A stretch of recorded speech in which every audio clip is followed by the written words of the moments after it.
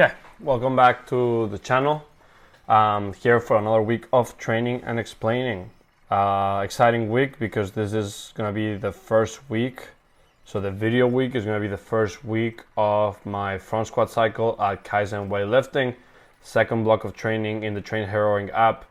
You can technically go back, but if you sign up right now, you will start wherever we are in the Train Heroing right now. It's an ongoing subscription, so if you sign up, you're going to be joining us exactly where we are all. You're not going to start from the beginning, but every block will have its own starting point, more or less, and we're going to explain how that goes, that works through in this video. So, yeah, let's see it. Front squat cycle. So what that means is I'm going to try to front squat 3 times per week, one being more volume based, one being more weakness focus based, and one being more intensity / percentage based. So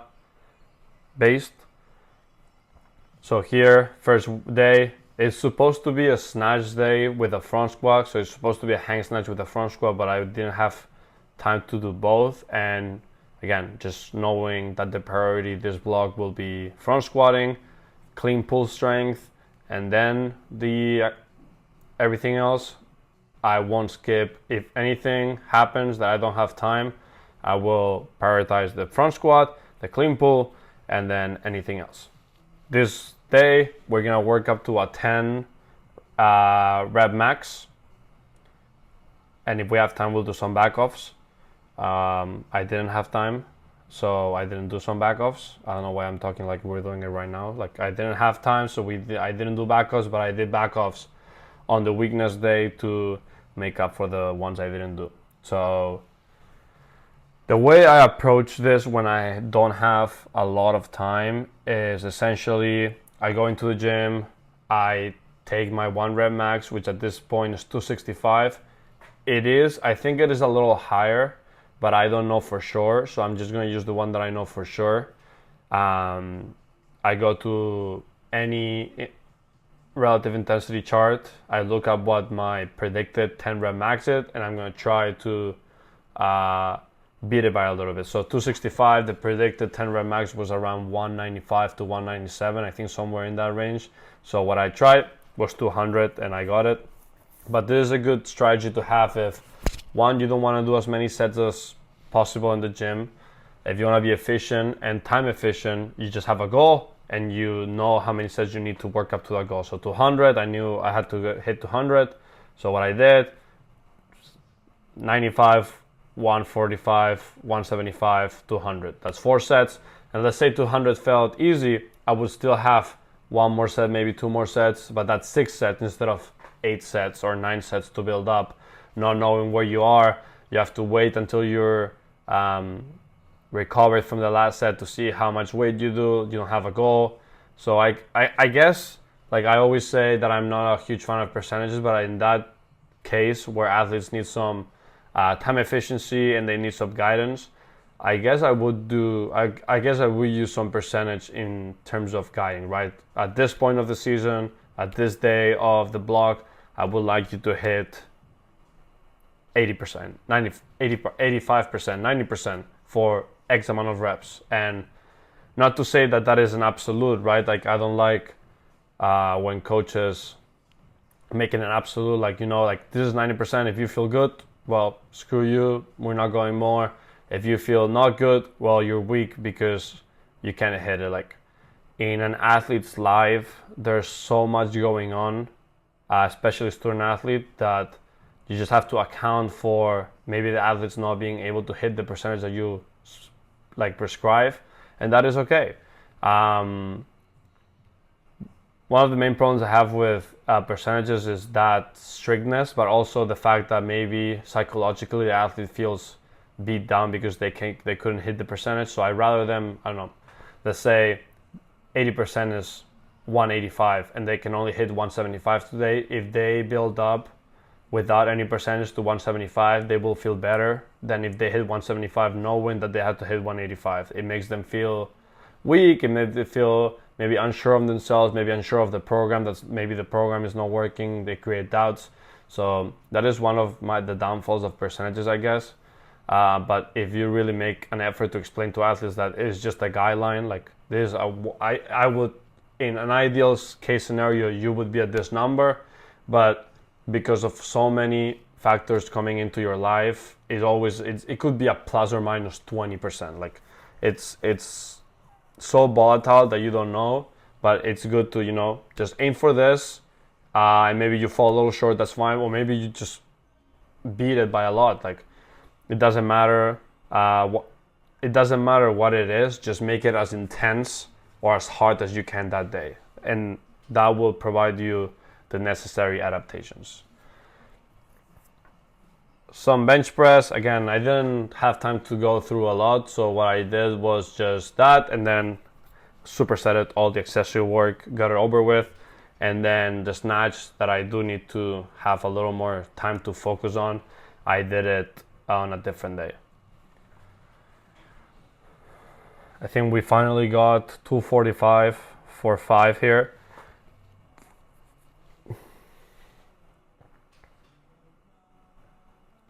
This is 225.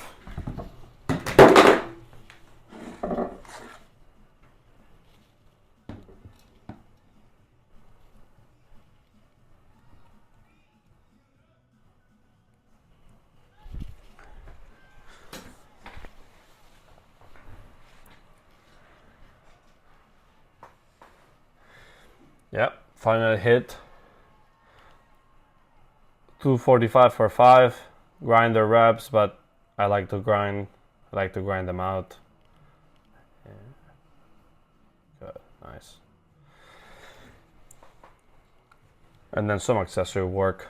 Again, as I said, I didn't do snatches because I just need a little more time to focus on them, rest, be fresh for every set, performing as good as they can. On the accessory work, I can do superset all of them, get 30 seconds in between, and still get a good hypertrophy benefit, which is essentially what I'm using them for.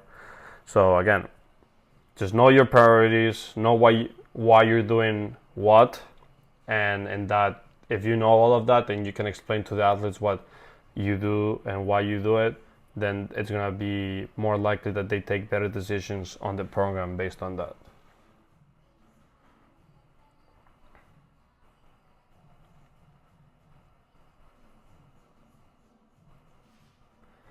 And Meadows rows didn't feel as good as I either remember them to last time or I thought, because again, this is very light. I thought you needed a lighter load for this exercise, but no, you do need a high load for that, and the higher the load, I didn't get the video, but the better it felt.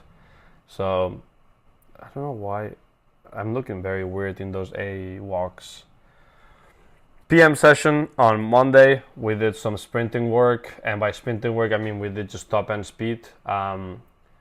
Again, as I keep mentioning, I think it's a great addition to the program if you have time and it doesn't interfere with anything else, because there's no more force going through your entire body than when you're sprinting at top speed. For the hamstrings, for the quad, when you accelerate, for all the lower leg muscles, with the impact, it's just a lot. It's just very nice. And again, I do still have the goal of a sub 5 40-yard dash, so I do need to work on the 40-yard dash. Again, specificity principle, the more I do it, and the more frequency I get it done, the more consistent I get it done, the more I'm gonna see progressive progression on it. Again, and I'm also gonna have some beginner gains, because I have not done it in a while. This is my 4th or 5th week doing it, and I'm feeling faster, I am feeling better. I do need still to find it. I'm gonna go back through the video and find it and put it on the screen. What am I right now? And put it on the screen somewhere so you can see my progression over time. I think it was somewhere around 561 or something like that.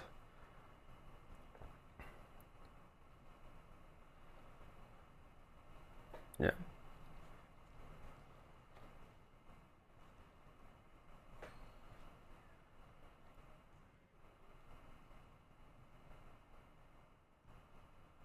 Here we have one of my ex-athletes, now alumni of the track and field team, coaching me up through my sprints.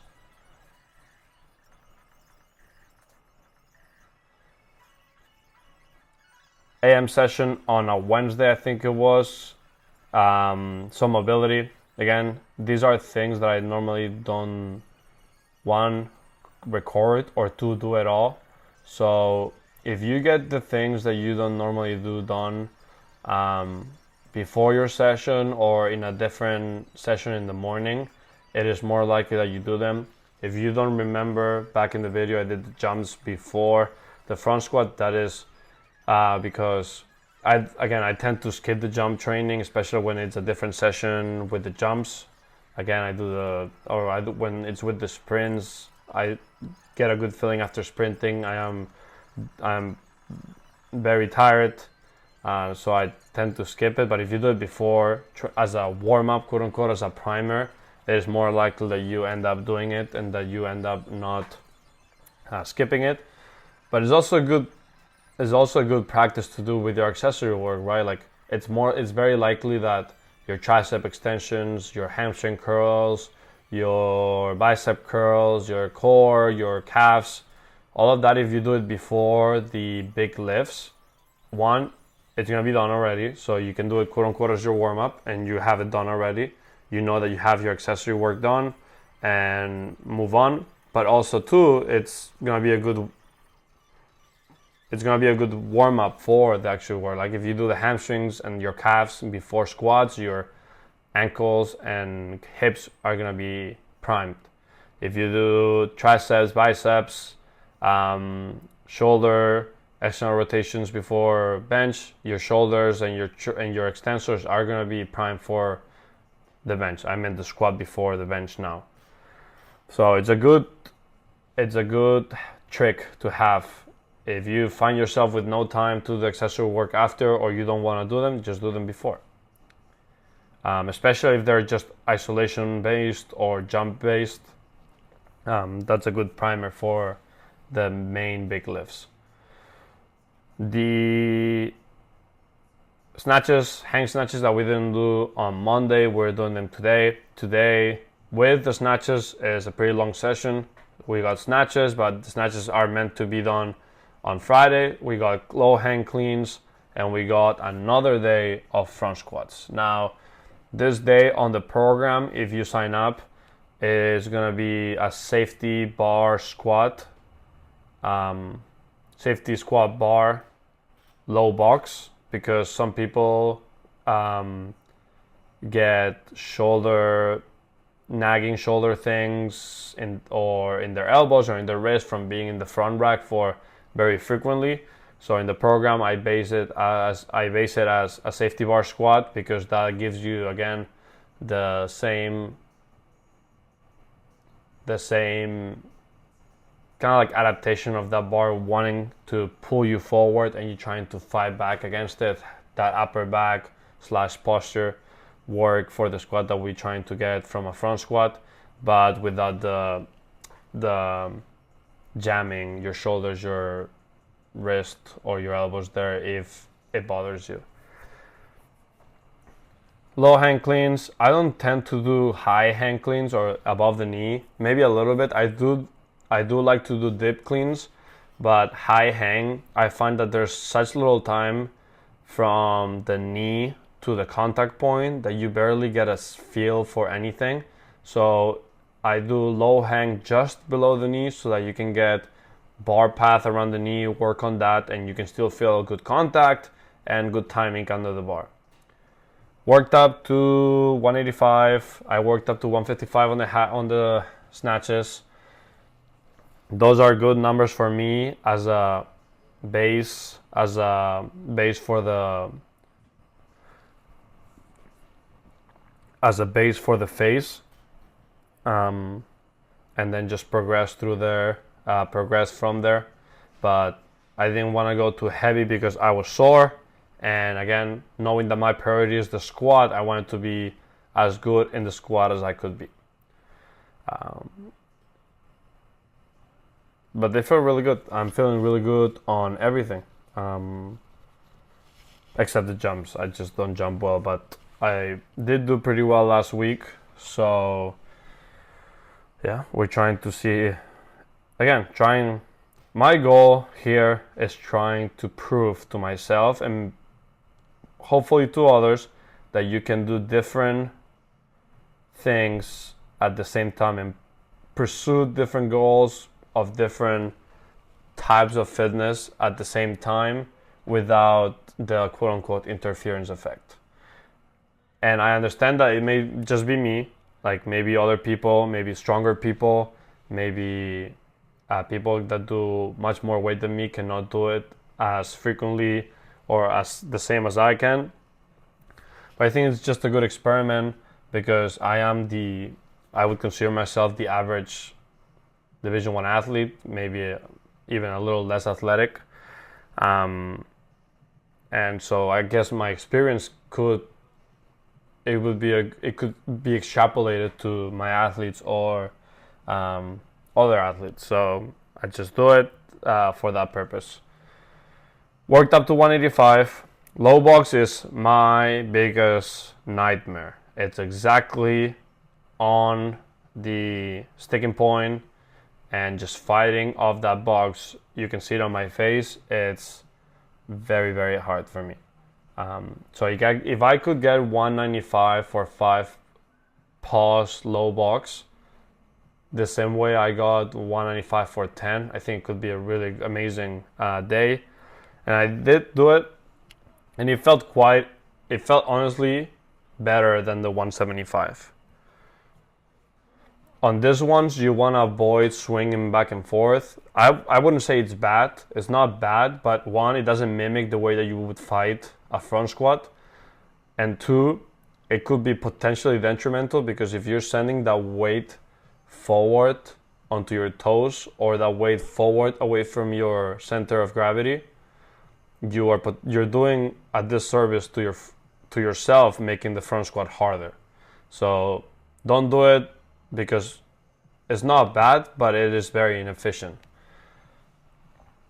And then this is the back off set that I didn't do on Monday. I just did it with the low box, which was 10 times worse. So I'm happy that I did it, but it was 10 times worse.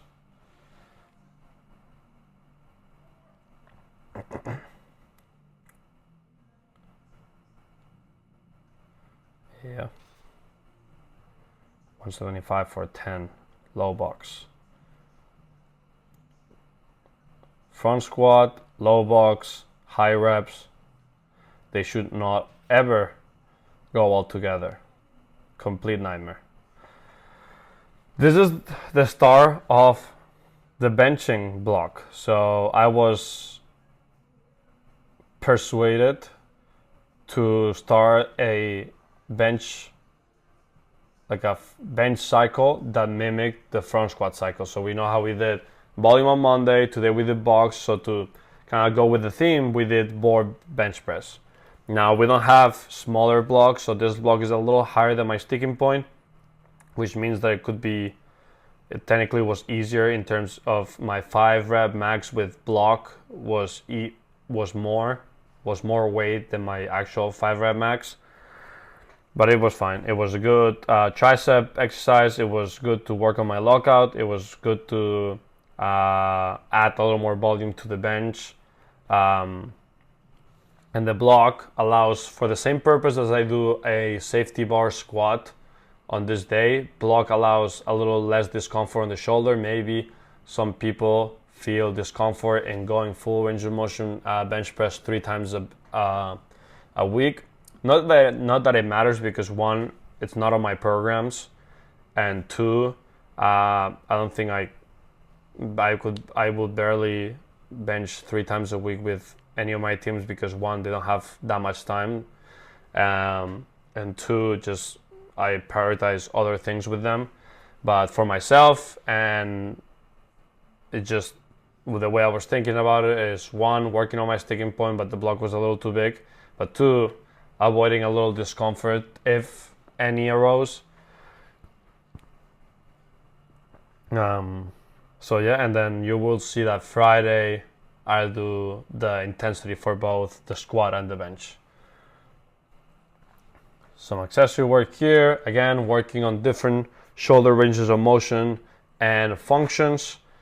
That is the way I kind of look at my accessory work, right? I choose different shoulder or different ranges of motion and functions through different planes of motion.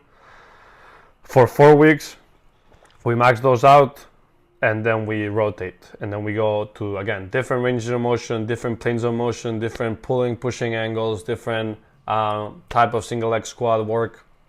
And that works really well. Yeah, that works really well because one, it adds variety to the program, and that is a little more fun than doing everything the same every time for years and years and years.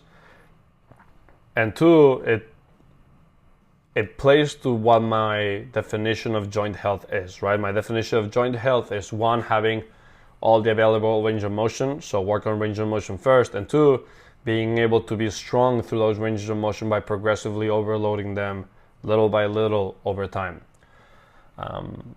Again, different pushing, flat, little incline, high incline, shoulder press, same for pulling, chin-ups, incline rows, seal rows, straight arm lateral raises, straight arm push downs, straight arm pull downs, any of all of those ranges of motion added at one point in my year of training. And then we kind of like do one hard set to start the block so that you know a baseline, right? One set to failure.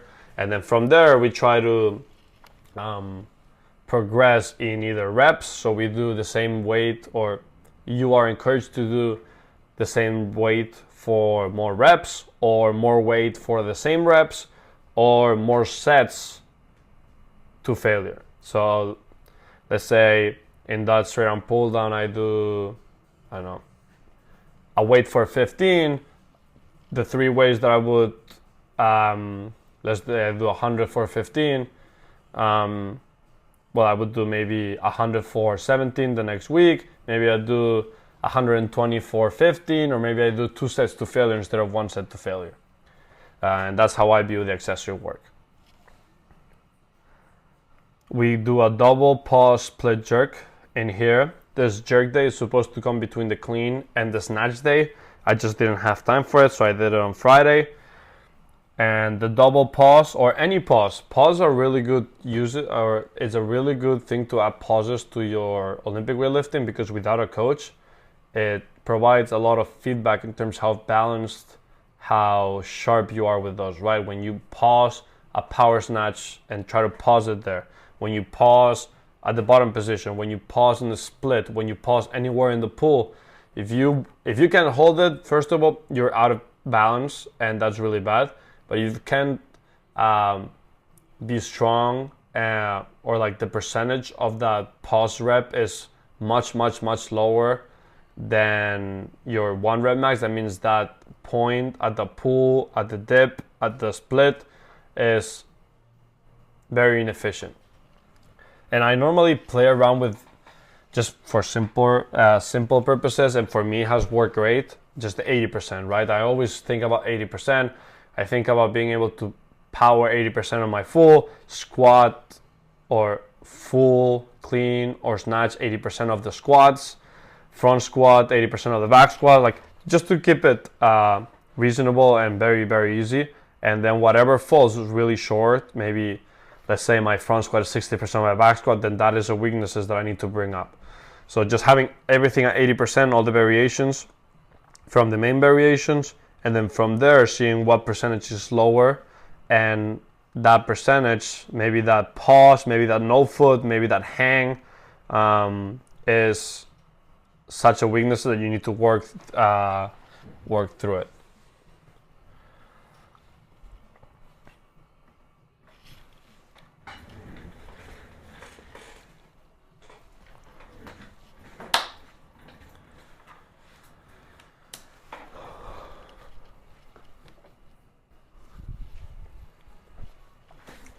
again, just talking about different pushing planes of motion, playing around with the landmine press. It felt good. The setup might not be ideal, especially for people that are home gym, public gym, people that don't have the landmine setting or anything of that nature. You can just do a half kneeling press or any incline or anything that you feel that you need to work on. It's just I've barely done this before, so I just wanted to play around with them, see how I felt, and they felt pretty good. Good shoulder burn. You can still get a little instability work in there, like a normal squat or like a normal overhead press, so it's not like a machine, but it is a little more fixed than a normal regular overhead press. And again, it's just a different feeling. It was good. It was a good addition to the program. I'm gonna see how much I can push them, but again, one set to failure today, see how they felt, and then try to progress them in those 3 different ways that I talked about earlier.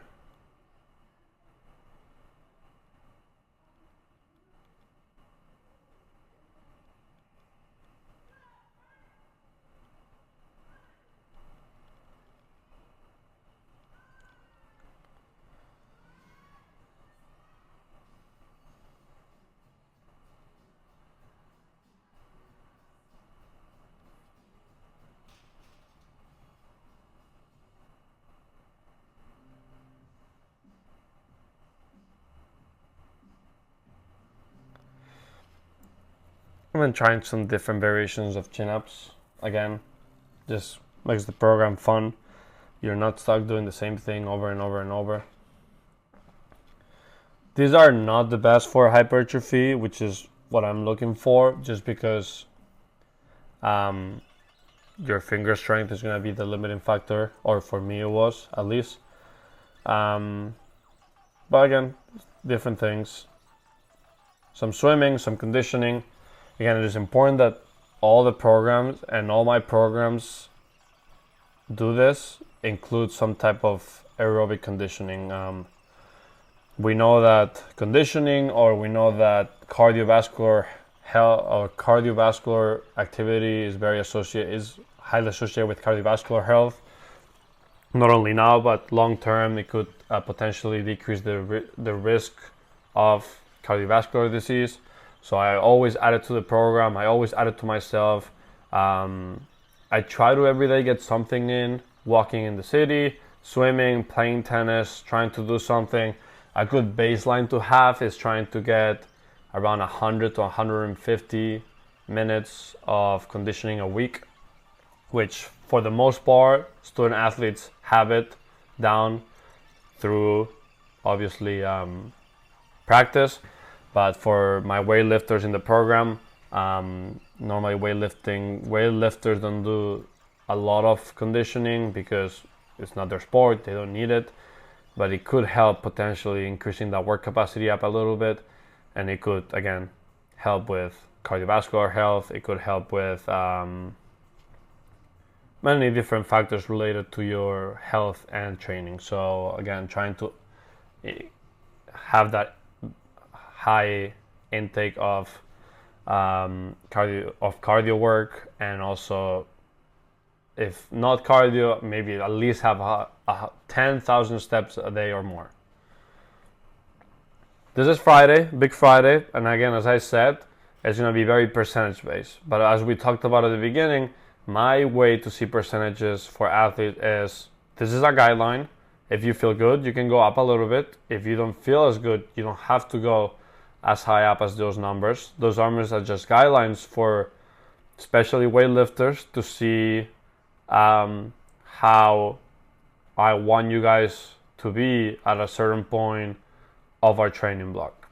And if you're not, there might be other stuff going on in your life. Your recovery might not be as good for different reasons. Don't bother with it. Just go as hard as you can go that day. That way you can still get some added benefits, some added adaptations. The point is, you have to make it as hard and as intense as you can that day. And if that is a little lower than the percentages, that is completely fine. But I think we worked up to 80% on the Olympic lifts, and we worked up to 92.5% on both the front squat and the bench.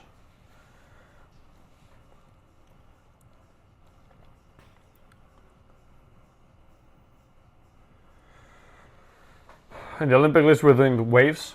So we're doing 3-2-1, 3-2-1 of so the first wave percentages are a little lighter than the second wave. So that allows for a little bit of activation potentiation or post-activation potentiation, right?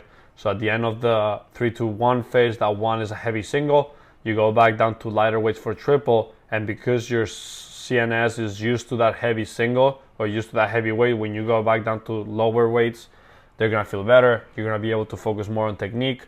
So you're gonna be doing better technical reps at higher reps or at higher loads, which is good volume of technical work at high loads.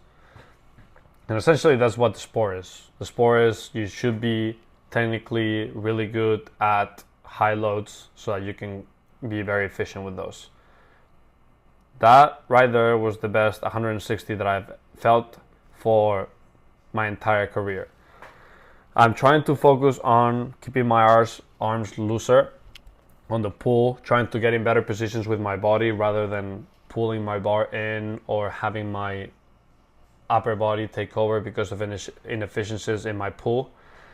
And that is a double-sided coin because it could be really good, like that one was really good, but it could also mean if you really over focus on just being loose with the upper body after contact, that bar can go anywhere and your upper body won't do a lot to pull yourself under, which is not what you want. You want that bar to be, you want your upper body to be relaxed until contact, and when those legs finish extension and that bar receives the whole force that you made with your lower body, you want to instantly take over with the upper body and pull yourself under while you're weightless with the bar, because that is going to be the most efficient, that's going to be the fastest way that you can get under the bar.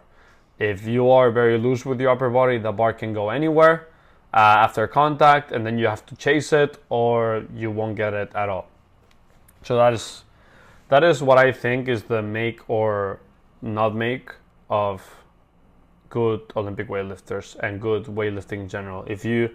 What separates good from great, I think, is the ability for you, obviously genetics and strength, but if you're able to get that timing right between being relaxed on the arms throughout the pull and then taking over and being really sharp with your upper body in the pull under, that is going to make your weightlifting to the highest of your potential. I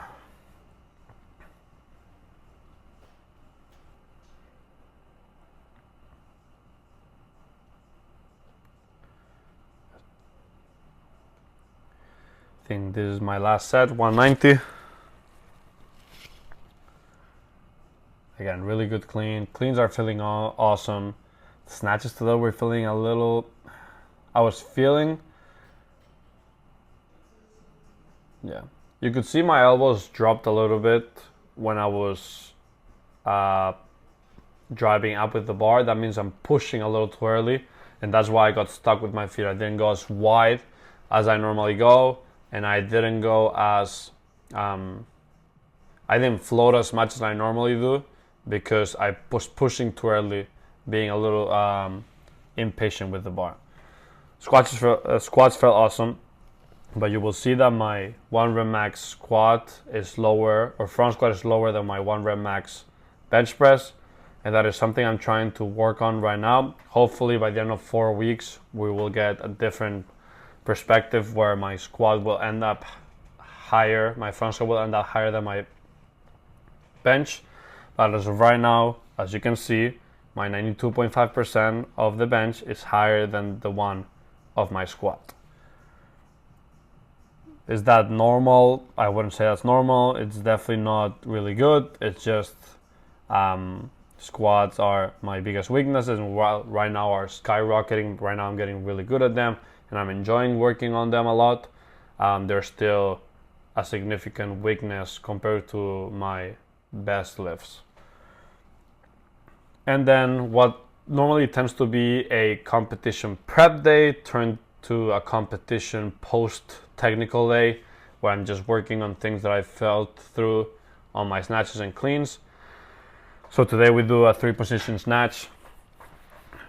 The way I wanted this to go was ground, low hang, high hang, because the more fatigue I get, the less range of motion I have to extend. So I'm really working on trying to get that extension without the use of my arms, or without having an early arm bend or being tight on my arms. And by leveraging those harder positions while I'm more fatigued, I'm working on trying, or I need to get more extension or else I won't make it, right? By the time you get to the high hang, that is the most quote unquote hard variation, because there's less range of motion to create, less momentum, or there is less range of motion to create momentum, and therefore it's either you extend as hard as you can or the fatigue will beat you, as you will see in my 155, where fatigue just got the best out of me for sure. In this one, fatigue just got the best out of me and it looked awful. Oh, where am I going? Yep. Oh, back. Nice. Yeah. 155 didn't feel good, so I went down to 135. But when fatigue beats you, I think it's interesting, because I think the more reps that you can get in a fatigue state, so if you do sets of 4, you do sets of 3, you do a lot of volume, a lot of singles, the more you're more efficient when you're fatigued. Which is weird, because I was a little inefficient at 155, but normally your body knows when what positions it's the most efficient, and when you're fatigued, you always get in those positions. Maybe you need to get a little lower weight, but technically you're better when you're fatigued, because right, like when you're fresh you can chase a bar forward, but when you're tired, chasing a bar forward feels impossible. So the more reps you can get in a fatigue state, especially in the early stages of training, much earlier than competition, I think those provide a really significant effect in being in technical progress. There's supposed to be a clean and jerk complex here, like a clean pull, clean front squat jerk. But because my priority is clean pull strength, and I didn't have a lot of time left, I just decided to go into clean pulls and move on to push press. Again, push press would be my third priority. It's something strength related that I want to work on. The better I get at push press, the more I'm gonna get better at jerks. And it's still a strength variation that I want to work through.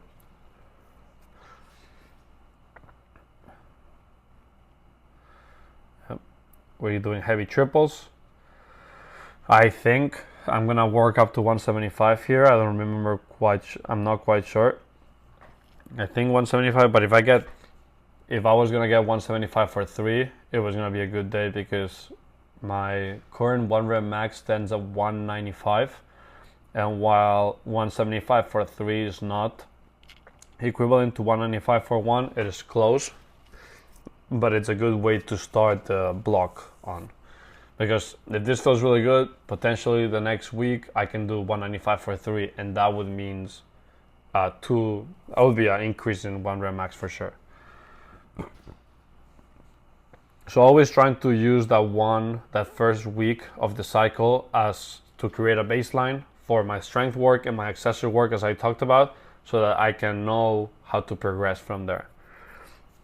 And you know how I talked about accessory work, right, being very variant. It varies a lot. You do a lot of different variations every every cycle. The strength work stays a little more of the same, and then we work on, again, maybe it's more consistent, or it builds on top of each other. It builds on top of each other, and then that way you can see if you are getting better or not, because That way, if strength work stays very consistent, then you can see if you're getting stronger or not. And then accessory work just is a part of the program that has to be fun enough so that people want to do it, but still efficient enough so that we can get something out of it. So this is week 1 of the cycle. By the time this video comes out, it's going to be a little too late to join. It's going to be like week 3. So I am planning on doing a back squat cycle next with snatch pull. So if you want to join for that, make sure you stay tuned. And I'm gonna remind this on my Instagram. But make sure you subscribe to the channel and show support by liking it, comment, share, and again, make sure that if you have any topics that you want me guys to go over, tell me through Instagram, tell me through when I ask questions in my stories, tell me through the comments, what you want to see more of, what you want to see less of, and yeah, see you guys next week.